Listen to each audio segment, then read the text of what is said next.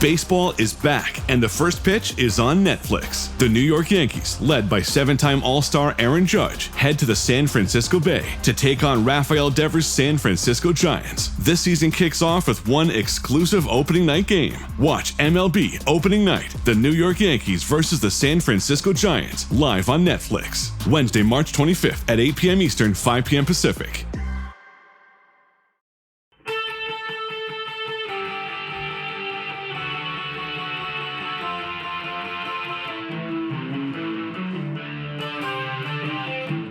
This is the Daily Blast from the New Republic, produced and presented by the DSR Network.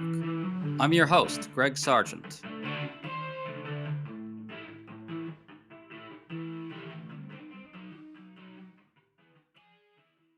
The global fiasco that Donald Trump has created around the Strait of Hormuz is rapidly getting worse. An international agency says the closing of the strait is creating the largest global oil supply disruption in history. And a striking New York Times report outlines the enormous consequences this is starting to have for the world economy. There's still no sign that Trump knows how to get out of this mess. CNN reports that there's rising alarm and urgency within the administration over it, and Trump just unleashed a bizarre tweet about the situation that underscores just how lost he truly is. One of our go-to guests on topics like this is international relations professor Nicholas Grossman, who recently argued that the Iran war is demonstrating to Trump the limits of sheer bullying, which Trump thinks can accomplish anything. We're talking to him about all of it. Nick, good to have you on. Hi, good to be back. So Iran has closed the Strait of Hormuz, creating a global oil shock, which seems to have been anticipated by everybody except the commander-in-chief of the world's most powerful military. The International Energy Agency just announced that this is causing, quote, the largest supply disruption in the history of the global oil market. Nick, can you boil down what that really means? It means widespread economic disruption. There is reliance on energy through all aspects of the economy. There's also additional oil effects that things like used for metallurgy processes, for example, different byproducts used for agriculture. And oil is a global commodity, meaning that it is produced in many different places. The United States both imports and exports. It refines products. It drills oil, crude oil. And all of this is on a day of supply chain. So when things get disrupted, there's a little slack in the system, but really not much. And then the prices go up. So a 20% supply decline is incredibly disruptive. It means that there is simply not enough oil to go around. This was the explicit thing that we saw coming. And by we, I mean the broad national security community. It is very likely that people inside the military and the national security establishment told this to the White House, whether Trump himself heard or didn't listen, or others, tried to tell him, who knows. But this was the exact thing why we said, yes, confront Iran, but in smarter ways, as opposed to this one thing. This is their big leverage. Don't play into it. And now the U.S. has, and it's not going to clear up soon. Well, the New York Times had a striking piece on the consequences you're talking about, reporting that it's delivering what they called a stunning punch to the global economy. Higher oil prices everywhere, higher fertilizer prices, shipping costs soaring, and so forth. Can you talk a little bit more about what these consequences could start to look like if this goes on for, I don't know, maybe more than 2 or 3 more days? So when it comes to the actual oil, that there are problems with the oil industry itself, in that the tankers aren't moving, the supply depots are filling up, then they might have to reduce production, stop various wells, and those things are difficult to restart. They are costly. That takes some time. So there would be built-in delays almost no matter what. And that assumes that things clear up quickly, that either the US stops right away, and even if the US does, that Iran stops right away. But beyond that, where we will see it is things like higher gas prices is probably one that'll be evident to tons of people. Effects on the stock market could make inflation overall worse. The longer it goes on, the more, because energy costs are in just about everything, the more it will make overall prices rise. And then there are all the political, both domestic political, but also geopolitical implications of that. Yeah, and so CNN reports that Trump officials themselves are starting to seriously panic about all this. The CNN report says those officials have frantically sought ways to ease the crisis. They're exploring a whole bunch of options, like getting oil companies involved, things like that, unleashing reserves, that type of thing. Nick, what do you make of that panic? And also, when it really comes down to it, there's not a whole lot the administration can do here. Isn't that sort of the essence of the problem? Yeah, they ran into something that they can't bullshit their way through. That this reminds me of from the first term COVID, although in this case it's something of Trump's own doing. That his initial reaction to COVID was continue to praise China a lot, to praise Xi, to say that it wasn't really happening, to kind of just pretend it wasn't, and then it became overwhelming. It overwhelmed him, the globe, and the country. And yeah, he lied about it in different ways, but still, everybody knew there was a pandemic and there were economic problems that were associated with it, no matter what it was that he said. And this is a similar thing that it has gone beyond his control. That in a way, both it was a smaller operation and they got a little lucky with Venezuela that it went so smoothly, and apparently thought that they could get away with something much bigger, or that Iran would simply fold, or who knows what. But the one of the oldest things that they, I guess, paid no attention to, the idea that the enemy always gets a vote when it comes to any when it comes to war, that the enemy always gets a vote in the battle plan. And in attacking Iran so strongly, they created a situation that is out of their control. That Iran gets a big say in how this goes. Israel, of course, gets a say in how this goes. Increasingly, the countries of the Gulf and others that Iran is attacking are going to be involved in saying how it goes. Other world powers, the longer that this goes on, the more it is disrupting all of their economies. They're going to have a say. And Iran has a particular position of military advantage by having so much land access to this narrow waterway, through which is the only access point. And therefore, they can continue disrupting it for an indefinite amount of time. So, Iran doesn't have all that much difficulty to close the strait and to keep it going long beyond where the United States wants it to be open. It would take a considerable amount of military force, more than the US has there currently in the region, to be able to open it up. France has even talked about perhaps sending something to do so, but that would be weeks away. And even beyond that, Iran can effectively close the strait, not by keeping the military forces out of other countries, but by just threatening ships enough that the shipping companies don't think it's profitable to sail, that the insurance companies don't think it is profitable to insure the ships, and then they just won't do it, and the supply disruption will go on. And Iran, at this point, has a pretty strong incentive to make it that the war not only is one that they managed to survive, but one that they can turn into a cautionary tale, where whenever, say, the US or Israel thinks of trying it again, that then people in their countries, other countries around the world, and especially partners in the Gulf start saying, no, you remember what happened last time, don't do it. And so Iran is now partially in control how this goes. Of course, the United States military is stronger, is able to destroy a lot of things in Iran, has a big say in how it goes. But the overall event and the economic damage are out of Trump's control and not something that he can bullshit his way through.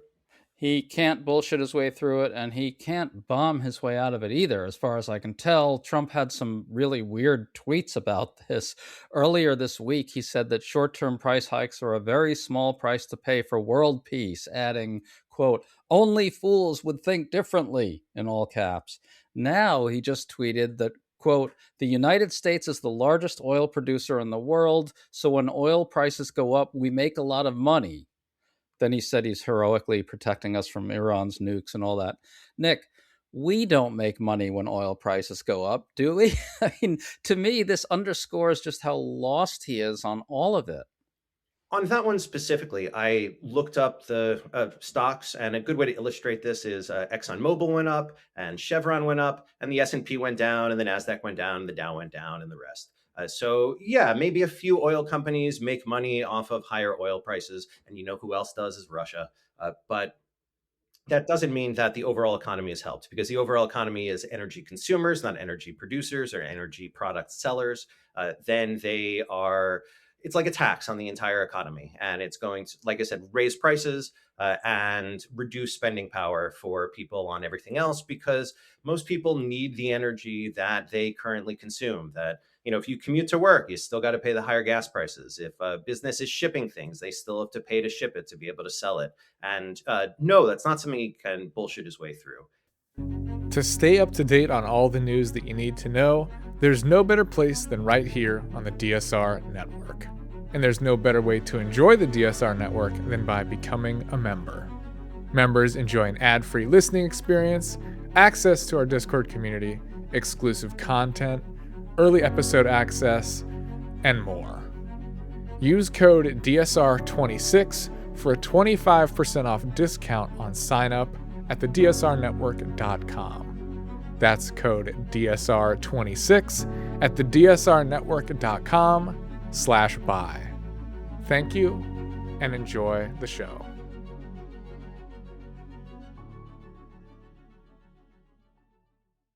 This episode is brought to you by Cologuard. If you recorded songs off the radio for a mixtape, it might be time to screen for colon cancer. The Cologuard test is non-invasive, requires no special prep or time off, and you start screening right from your home. It's just 3 simple steps: set up, sample, and ship. If you're 45 or older and at average risk, ask your doctor about the Cologuard test. Available by prescription only. Learn more or request a prescription at cologuard.com/podcast.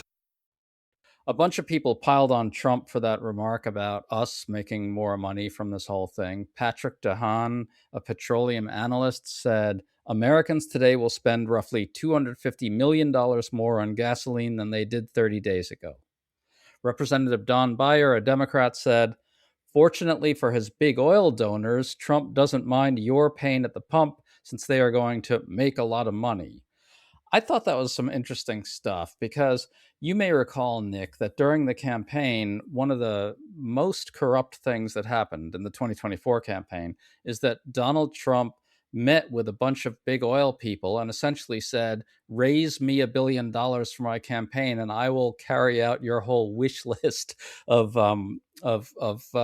policy demands. He essentially said, I will govern in your interests if you give me money. I mean, the donor part's certainly influential. I think that can help explain various energy policy, hostility towards renewable energy, for example, widespread pro-drilling policies and trying to expand that. So overall, but a lot of the stuff with war, and you can include Venezuela in this also, that he seemed to think that they would like it. And I don't really think they do. That energy companies might see a little bit of profit now from higher prices, but a stable global economy is much more in their interest. If there ends up being a crashing economy that really isn't what they want, I wouldn't think that they work to get this. But I see that more as a symptom of Trump having no real idea why it was that the United States is doing this. There is no articulation of a goal. You can contrast this with even with the war in Iraq, that for all its many, many problems, the Bush administration said that the United States was going to do regime change by force, was going to remove Saddam Hussein, was going to install a democracy, there'd be an elected government, the US would train the security services and leave. And again, I don't want to downplay the problems at all. That is broadly what happened. And the US put the ground force that could accomplish something like that. And there is none of that here, so little of the planning. And Trump seems to be flitting from answer to answer, doing his usual, whatever I think the person in front of me might want to hear thing. And it's having to change so rapidly because none of them really make sense. None of them are catching on in the way that sometimes his lies can, because the events are too big, because he cannot control them.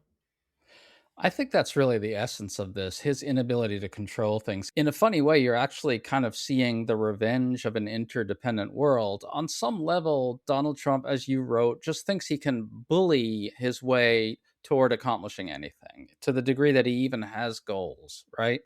And he never takes seriously the idea that we are interdependent. It's not something that really registers in his head in any significant way. He just thinks, and I think the kind of MAGA ideologues around Trump have an even more pernicious and elaborate version of this idea in their heads. American power can do whatever it wants, and everything is going to be shaped by that.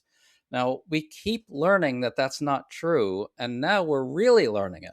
It seems like this is the point where they really did push things beyond their limits. That I'd say in a lot they were straining the system in various ways, straining alliances. That with the Ukraine war, with things like denigrating Canada or making threats to Canada, with demands to take Greenland or have NATO have Denmark give the United States Greenland. Any of that, and then even escalating to things like the boat bombings and committing a bunch of war crimes and getting away with that. And then with Venezuela, like I said, it went smoother in the sense that Venezuela couldn't gotten lucky and shot down U.S. aircraft, or Maduro could have dodged it, and then the U.S. would have had to escalate. So there were a variety of possibilities, but they got lucky, and it looked good on TV, and it was over pretty quickly, and it was smooth. And here they ran into something that isn't. And there's a pretty good antecedent of it with Trump's cheering of Russia's invasion of Ukraine. That when it first happened, he was clearly impressed. In an interview, he called it savvy, he called it genius. He said, "Oh, Putin's move is wonderful." All those direct quotes, anybody can look them up. And what that I think reflected was that he expected it to work. It wasn't just there's his normal Putin affinity, Russia affinity, but also that he really thought it was going to work, and that Ukraine managing to stand up to Russia, or even NATO and Denmark responding and standing up to the United States, Mexico's Claudia Sheinbaum standing up to the United States, that whenever this happens, they seem somewhat genuinely surprised. And so when you combine the really feeling themselves after Venezuela with this idea that bullying is not only correct and right, but that it should work, that it's going to work, that everybody else is weak and we're strong. And so you just act strong and they act weak and they fold. And they ran into people with Iran who aren't going to do that. While the US military is, again, bigger, can destroy a lot of things in Iran, can do a lot of damage, is probably not going to be able to subdue the Iranians or make the government collapse or end the war in a way that looks like a quick American victory. This idea that Trump doesn't anticipate pushback is quite interesting. I think you actually saw this in Minneapolis in a funny way, right? You probably saw the viral pictures online, which showed the woman in slippers and a bathrobe filming ICE with her little cell phone. And that, I think, really captured what you're talking about. I think that Stephen Miller clearly thought that if he went out and just started beating the shit out of immigrants with his paramilitary thugs, that people would just sort of roll over and accept that. But you've seen a whole lot of ordinary people show extraordinary heroism and go out there and resist this stuff just with their presence and with their documentation of what's happening. And so you can almost see this kind of through line from Minneapolis right to all these other areas where they just keep running into unanticipated resistance and they just never think it's going to happen and it keeps happening. Absolutely. I think that it applies to Minneapolis really well. I think when they run into reality and they find that the enemy is just regular people trying to live their lives, for example, or a community where some people are immigrants and some people aren't, and they all get along, more or less in the normal community sense, that they get surprised and they don't really know what to do except maybe lash out more. And it might be the case that that also contributed to going to war more abroad, in that the use of violence at home was running into more difficulties than they had expected. And the US military is decently more powerful than ICE or any domestic force. And so they could use it to do things like blow up boats in the Caribbean, and then even remove a foreign head of state. And then who knows, maybe, settle the Iran issue once and for all. And there was no possibility that last one could have worked. Yeah, absolutely. So just to close this out briefly, where do you think this goes from here? How do you anticipate it unfolding over the next, I don't know, month to 2 months to 3 months? There's a scenario where Trump tries to declare victory and go home. I don't know if that's going to happen or not. What do you think is going to happen? Like, if he were to do that, would he be able to extricate us from this situation in the Strait of Hormuz and the global mess he's creating? Never mind the absolute humanitarian catastrophe he leaves behind. What's your reading on what's coming? So that's really, I think it's really hard to say. And I say that because, in part, if anybody claims anything definitive that they know what's going to happen, that they are wrong, at least about the part that they're confident, say, even if they turn out right, that war is too chaotic, too unpredictable for, with too many different factors, too many players for that to be the case. Now, that said, I can see everything from it ending pretty quickly, that maybe as the economic damage spreads, that it becomes clear that any sort of manipulation like, hey, we're almost have victory, which he tried a day ago and did seem to make markets bounce back for a very brief amount of time, or anything else like that, where can't overcome the reality of the situation. And then maybe Trump says, okay, I'll try to lie my way to claiming victory and saying that there was great damage. And maybe then Israel goes along with that, thinking, okay, it was a bigger version of the 12-day war and we weakened Iran a lot. And maybe even Iran says, okay, you know what, as long as we survived and we made our point and now everybody knows we have more leverage, okay, we'll all stop.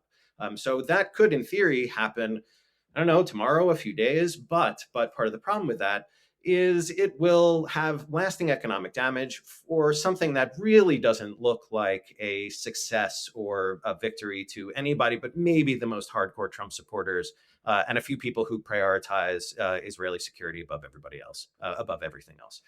So other than that, I think that one's more unlikely. It also could go on for months in one fashion or another. It could escalate to the United States introducing some ground troops, as saying that that is the only possible way to open the Strait of Hormuz. If it doesn't work, where Iran then backs down of cutting off that oil access, then we might see American, even perhaps European, other forces try to force it open, and the war could still be going months from now. So I really don't know. I just know that there is absolutely no path forward from here that is not highly disruptive and leaves things off worse than before he made this decision.